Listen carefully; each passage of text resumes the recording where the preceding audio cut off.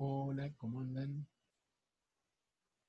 En la clase de hoy vamos a trabajar con un epistemólogo bastante particular, que es Feyerabend, y vamos a trabajar con un capítulo de un libro muy atractivo que él escribe, que es Tratado contra el Método.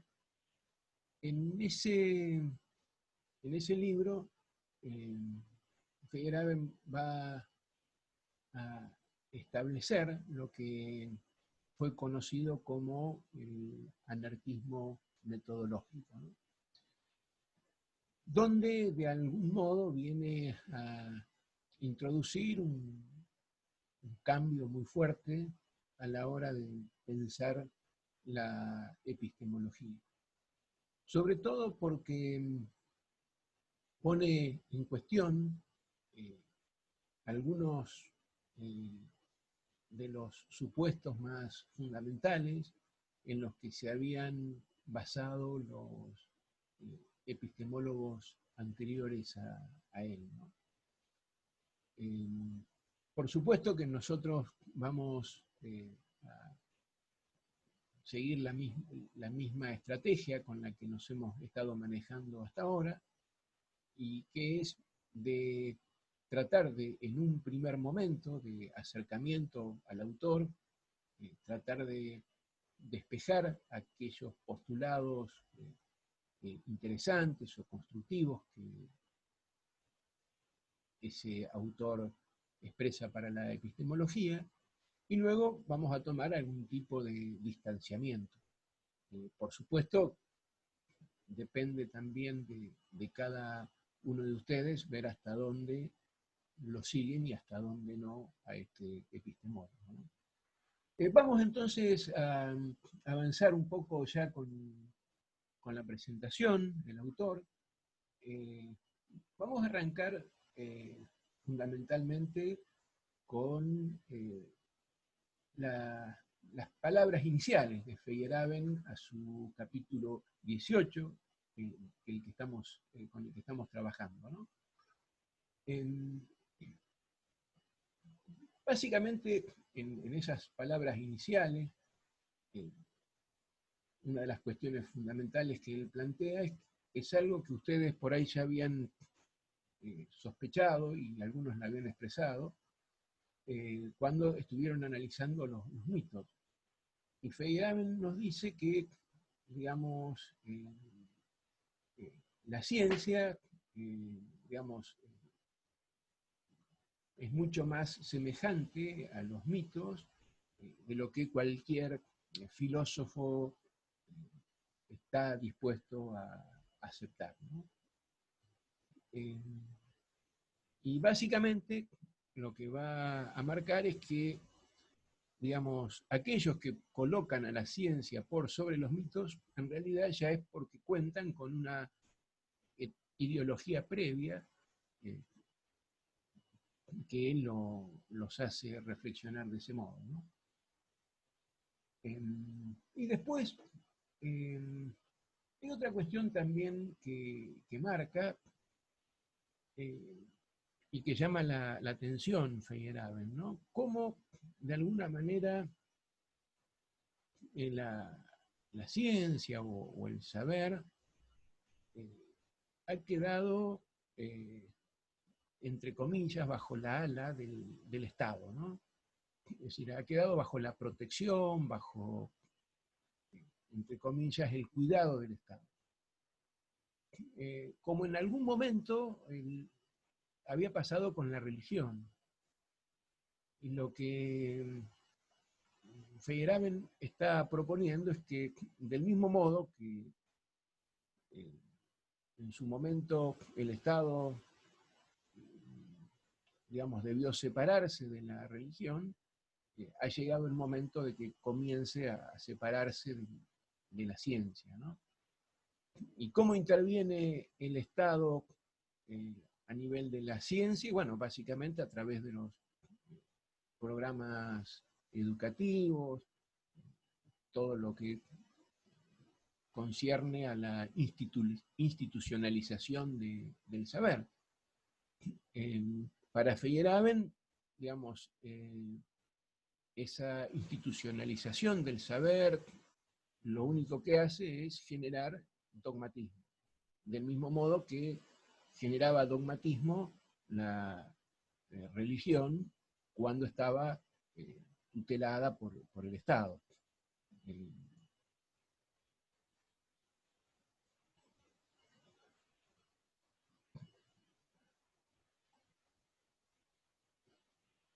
Hay un par de cuestiones que nos parecen muy fuertes que el Feyerabend marca, que es una serie de supuestos que él llama los supuestos metodológicos. Y lo primero que hay que decir es que, digamos, en general, la mayoría de los autores que hemos estudiado, sea, digamos, Popper, sea Carnap, Asher, Lakatos, incluso hasta el mismo Kuhn, digamos, defienden con muchos matices y de diferente manera que el conocimiento científico, tanto a la hora de producir conocimientos como de justificarlos, descansa sobre procedimientos racionales. Recuerden que el método es una serie de pasos que conducen a un destino, ¿no? Podemos pensar al método como un camino que conduciría hacia un cierto conocimiento. Lo que Feyerabend está intentando mostrar es que esos pasos suponen reglas, y además que esas reglas descansan sobre supuestos que hacen aquellos que, digamos, sostienen esas reglas, ¿no?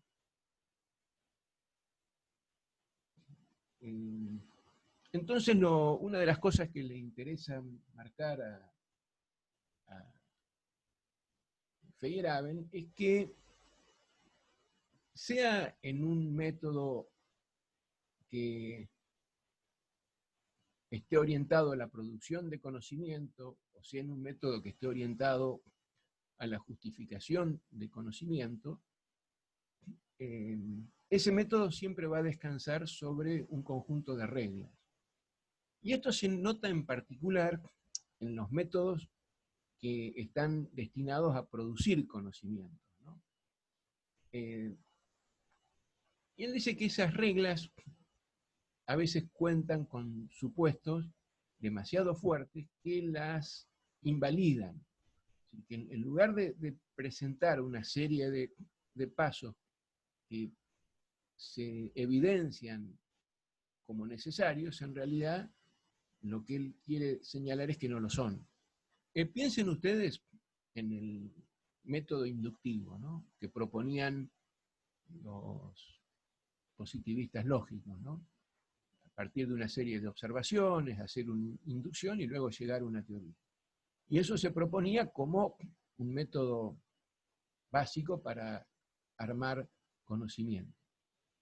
Y lo que dice, digamos, Feyerabend, con mucha razón, es que esas reglas que se están estableciendo para generar conocimientos nuevos a través de inducciones, tienen una serie de supuestos, como por ejemplo, digamos, que la naturaleza actúa regularmente, como por ejemplo que, digamos, la inducción es un procedimiento válido para hacer inferencias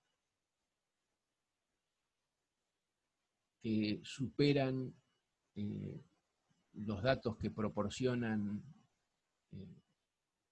inicialmente las premisas.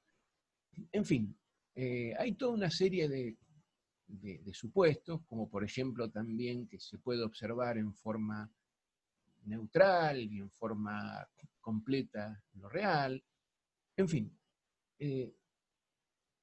lo mismo que cuando analizamos en detalle el método inductivo propuesto por los positivistas lógicos, cuando analizamos otra metodología orientada a la producción de conocimiento, Feyerabend nos va a decir que va a pasar lo mismo, ¿no? Entonces, que en ese nivel, va a decir el autor, la única regla auténtica sería que todo vale. Es decir, que no hay un procedimiento único y uniforme a la hora de elaborar conocimientos nuevos.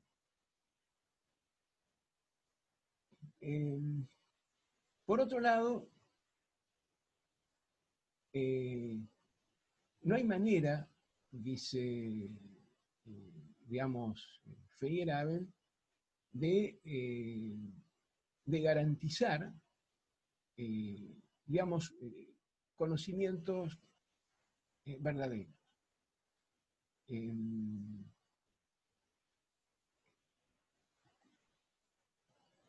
Los conocimientos que puede proporcionar la ciencia, a lo sumo,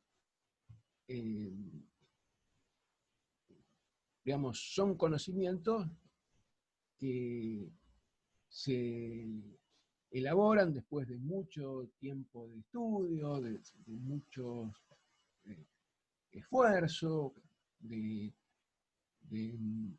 buscar distintos tipos de soluciones y de haber cometido muchos errores. Bueno, finalmente se llega a un descubrimiento científico que va a ser comúnmente aceptado. Pero no habría para digamos, Feyerabend, ningún camino que te garantice que vas a producir conocimientos verdaderos, ¿no?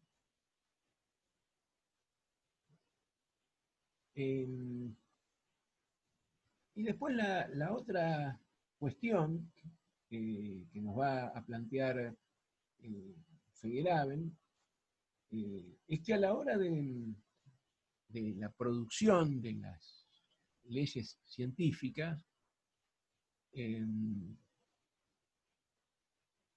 y la hora de la convalidación de esas leyes científicas, tampoco necesariamente los científicos se valen de una serie de demostraciones que son absolutamente lógicas, formas de razonamiento absolutamente válidas. Lo que Feyerabend sostiene es que en general, digamos, se logran convalidar los conocimientos de manera bastante semejante a como sucede, digamos, cuando se aprueba una ley, digamos, en un parlamento, ¿no? Donde se genera algún tipo de consenso en favor de esa ley. Más allá de el ajuste de esa ley a la realidad y más allá de la utilidad que tenga esa nueva ley. Digamos, por supuesto que está claro que el consenso no se lograría, digamos, por un capricho de la comunidad científica, eso es evidente, pero para el logro de la aceptación unánime de una ley científica, no alcanzaría para Feyerabend la simple lógica y el simple razonamiento o la simple concordancia de la teoría o de la ley con los hechos, y tampoco incluso alcanzaría, digamos, las predicciones y los descubrimientos que esa ley garantiza. ¿Por qué, digamos, en cierta forma está sucediendo todo esto? Y Feyerabend habla de algo así como una especie de indigencia de los hechos, ¿no? Como que los hechos no alcanzan, como que los hechos son demasiado pobres como para demostrar que una teoría es verdadera o como para demostrar que una teoría es falsa. Y acá no está diciendo nada demasiado nuevo que no hayan dicho otros autores, lo que pasa es que él combina lo que otros autores ya habían dicho antes, ¿no? Por ejemplo, nosotros cuando trabajamos con Wallerstein, decíamos que justamente una de las cosas que había descubierto Popper era que los hechos favorables a una tesis y que se desprendían de esa tesis, lógicamente, no eran garantía suficiente como para demostrar que la tesis era verdadera. Popper apelaba a la falacia de la afirmación del consecuente y demás, que es una falacia conocida por la lógica simple, elemental, para mostrar que esto era así. Y bueno, lo cierto es que, digamos, en forma intuitiva uno puede decir sencillamente que por más hechos que vos tengas a favor de una tesis o una hipótesis,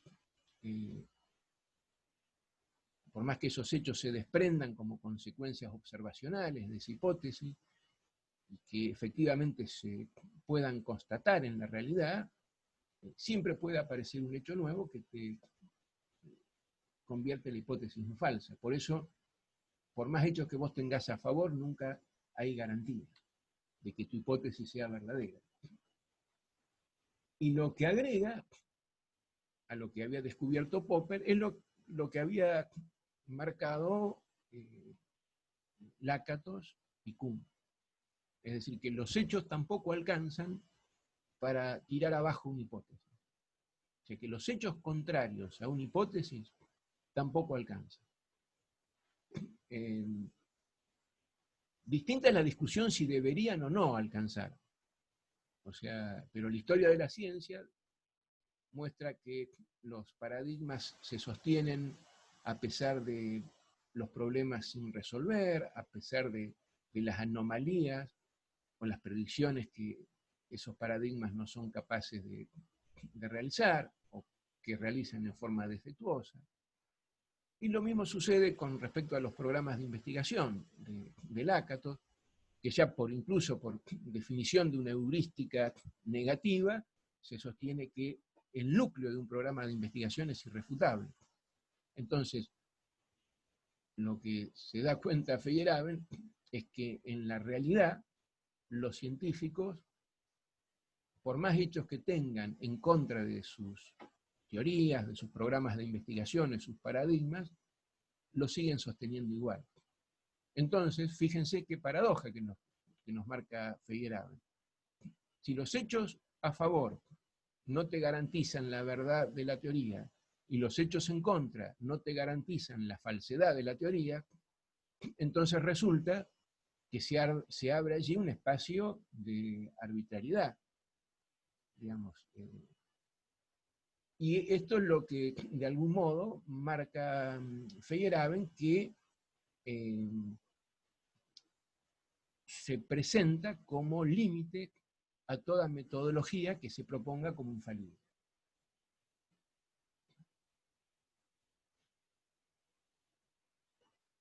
Entonces lo que propone Feyerabend es que de algún modo los auténticos científicos son aquellos que están más allá de esas reglas restrictivas que proponen los métodos, ¿no? Más allá de que, por supuesto, en algunos casos lo siguen, pero no es un seguimiento ciego e incondicionado.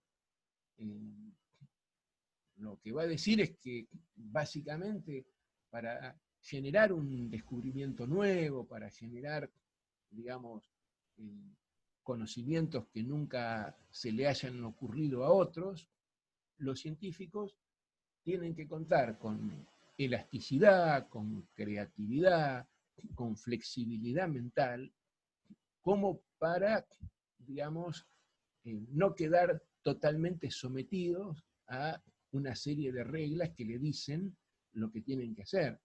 Entonces los científicos tienen un margen de libertad mucho más amplio del que las visiones, digamos, tradicionales, como el positivismo o el falsacionismo de Popper, habían intentado, digamos, de alguna manera establecer. Recuerden ustedes que aquella visión de la ciencia que enfatizaba, digamos, el progreso lineal, la conquista continua de conocimientos, Kuhn la había llamado un folleto turístico. Y Feyerabend, en sintonía con lo que dice Kuhn, pero yendo un poco más allá de Kuhn, propone que, digamos, la tesis o las epistemologías que sostienen que hay métodos firmes y fuertes y absolutamente confiables para generar conocimientos nuevos y para demostrarlos, en realidad son puros cuentos de hadas. La realidad para Feyerabend es que los científicos tienen un margen de libertad mucho más amplio del que, digamos, estipulan las reglas metodológicas. Y que en ese margen de libertad, por supuesto, que se ponen en juego sus propios intereses personales, pero también los intereses de clase a los que ellos representan. Y bueno, lo que propone es que ha llegado el momento de democratizar la ciencia, ¿no? Y esa democratización de la ciencia de Feyerabend, de algún modo, puede pensarse como una especie de patear el tablero, de ir más allá de las reglas que hasta ahora se venían estipulando y reconociendo como rectoras del conocimiento científico. Por supuesto que esto no significa invalidar a la totalidad de las reglas, porque fíjense que en el todo vale implica también que valen seguir las reglas, ¿no? Pero por supuesto también en algunos casos vale no seguirlas. Bueno,